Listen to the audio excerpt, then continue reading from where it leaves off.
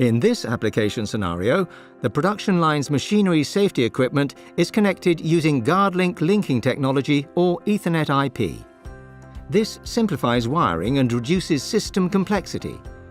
It also allows the operation of each device to be captured in Factory Talk Historian. Here we are seeing the number of safety device operations per shift. This data can be used for predictive maintenance routines.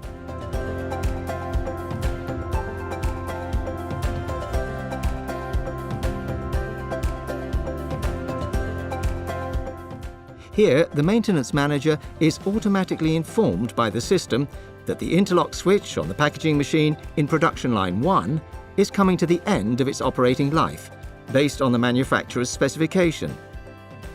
The device part number, supplier, and additional information, such as the replacement device's location in the parts warehouse, is available.